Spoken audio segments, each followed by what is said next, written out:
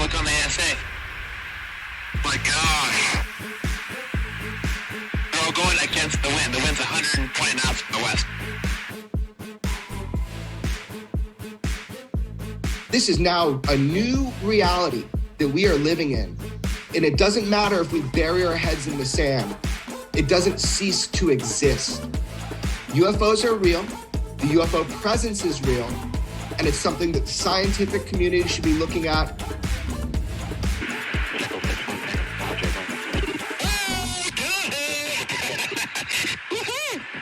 Oh my gosh, dude. Wow. Let's try.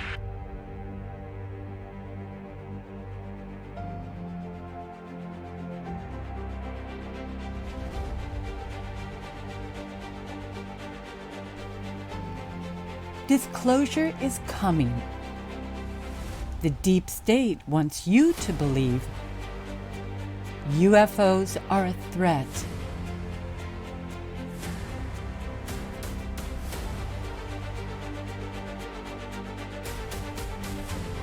What's the agenda behind it all? Why now? To understand what's happening today, we have to go back to the beginning of this saga, to the time of World War II. This is the period when a great evil departed Europe to make a new home within the United States, and stayed. Today, we are living with the results.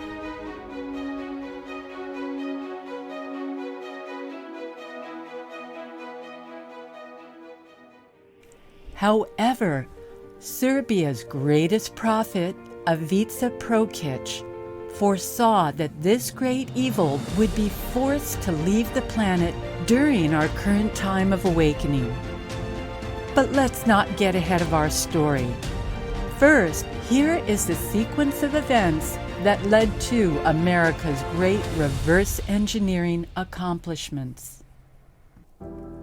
In February 1942, during the epic Los Angeles air raid, also known as the Battle of Los Angeles, the U.S. Army and Navy recovered 2 crashed extraterrestrial spacecraft. Both were found to be unmanned drones. Meanwhile, the U.S. Navy had embedded a group of highly trained spies into top German aviation companies. Through these spies, the Navy learned that the Nazis had similar flying saucer craft in their possession and were reverse engineering them for the war effort. President Roosevelt still issued an order in 1944 for America to abandon all plans of reverse engineering the captured saucers from the LA air raid due to the advanced science behind them. Instead, the U.S. would focus on perfecting the atomic bomb and on building conventional weapons to win World War II. Since America knew that Nazi Germany had developed numerous advanced aerospace technologies, Army Air Force General Hap Arnold created a scientific advisory group in August of 1944 to develop a 10 to 30-year research and development plan to learn about the Nazi advances and duplicate them. In May 1945, Operation Lusty was implemented. Travel to occupied Germany began to find advanced German aerospace technologies and the Nazi scientists who had worked on them. The goal was to acquire both and bring them over to the U.S.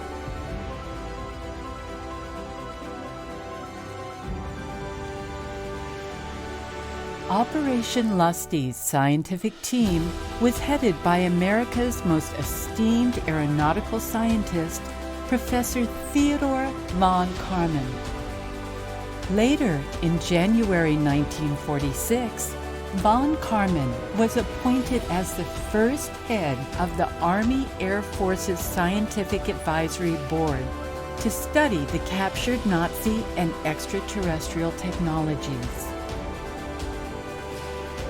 In February 1947, Operation High Jump, commanded by Admiral Richard Byrd, suffered a humiliating defeat in Antarctica at the hands of a breakaway German colony that had successfully developed and weaponized flying saucer-shaped craft with the help of reptilian extraterrestrials from Alpha Draconis. The stunning Antarctic defeat was kept secret from the U.S. public and the world through a propaganda film called The Secret Land. Later, in July 1947, an extraterrestrial spacecraft crashed near Roswell, New Mexico. Von Karman and the Scientific Advisory Group studied the crash vehicle, which belonged to a group of gray aliens from the Orion constellation. However, this extraterrestrial spacecraft in the possession of the U.S. military proved to be too far advanced for American scientists. Operation Paperclip.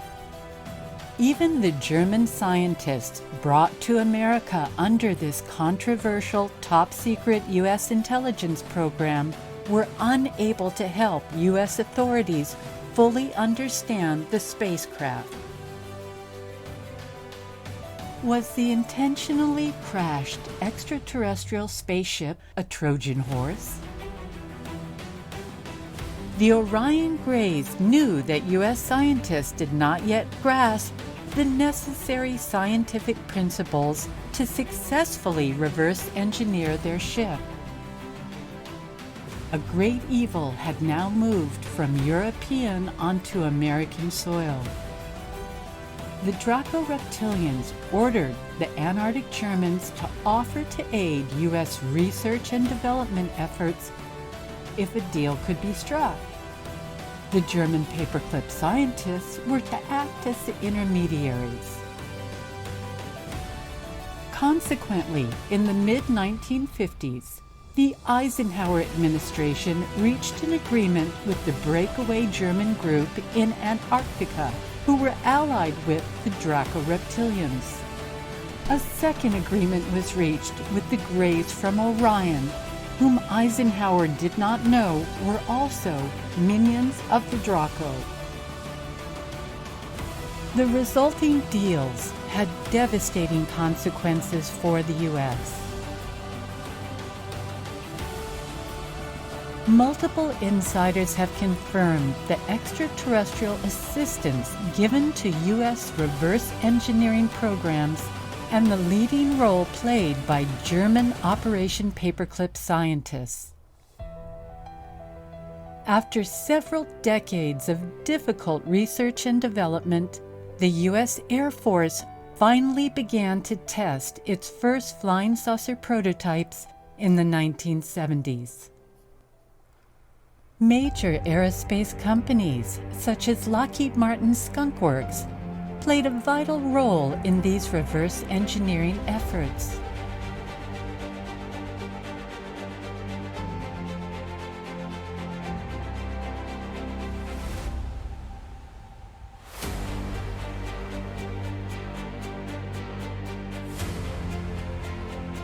At a Defense Week symposium on future space systems in Washington, D.C., held on September 20th, 1983, Skunkworks CEO Ben Rich said, "Unfortunately, I cannot tell you what we have been doing for the last 10 years. I can tell you about a contract we recently received. The Skunkworks has been assigned the task of getting ET back home." In 1988, the first fully operational flying saucer craft were displayed at an Edwards Air Force Base air show for different customers, such as the CIA, NRO, U.S. Navy, and Air Force. Only 5 years later, in 1993, Ben Rich again discussed the reverse engineering programs when he publicly stated, "We now have the technology to take ET home." However, it was determined by the powers that be that public disclosure would not happen.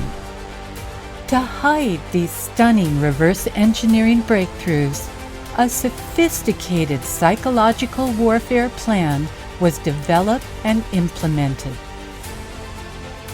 Robert Lazar was chosen as one of the unwitting patsies who would be used to fool the American public. Lazar had been carefully placed within a staged, unsuccessful reverse engineering program at Area 51's S4 facility in 1988. Similarly, in 1997, classified files for an unsuccessful reverse engineering program at an undisclosed aerospace corporation were leaked to Dr. Stephen Greer and shown to Vice Admiral Thomas Wilson, then Deputy Director of the Defense Intelligence Agency. When Vice Admiral Wilson pursued this reverse engineering program, he was denied access to the corporate-run program. In 2002, the Vice Admiral continued to seek more information about the reverse engineering program and privately consulted with Dr. Eric Davis, a breakthrough technology scientist who was known to have worked on similar alien technologies being secretly studied in Nevada by the corporation Bigelow Aerospace. It would be Dr. Davis who, beginning in 2018, briefed the U.S. Congress and the Pentagon on an unsuccessful reverse engineering program involving a recovered extraterrestrial spacecraft familiar to him. These Davis briefings played a role in Senator Marco Rubio requesting the Director of the National Intelligence to submit a comprehensive intelligence community report on unidentified aerial phenomenon, UAPs, which is scheduled for delivery to the United States Senate by the end of June 2021. Have unidentified flying objects been seen? Well, sure. We have lots of reports about what we call unidentified aerial phenomenon. There are a lot more sightings than have been made public. Sometimes we wonder whether or not our adversaries have technologies that are a little bit further down the road than we thought or that we realized. So why is the deep state now having the mainstream media push the UAPs are a threat scenario? Number one, fear is a great tool to manipulate and control the public. Number two, it's all a big distraction, meant to shift attention away from the collapsing narratives concerning the 2020 election and COVID.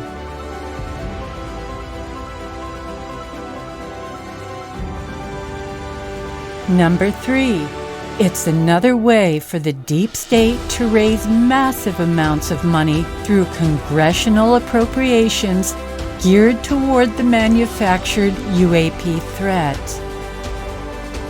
The planned narrative is for the U.S. public to eventually be told of a captured extraterrestrial spacecraft in U.S. possession and how decades of reverse engineering efforts have failed.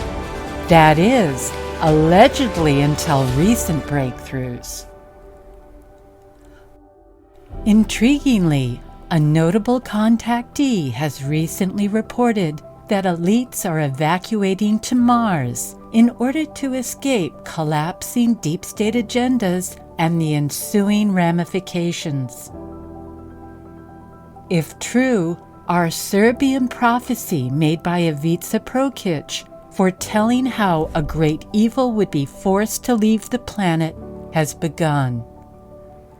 During this time, he stated, all the secrets will be revealed. And after the evil controller's final departure, Mr. Prokitch foresaw a new golden age for humankind, which he predicted will last for 1,000 years. So it seems nothing can stop what's coming. Learn more. Dr. Michael Salla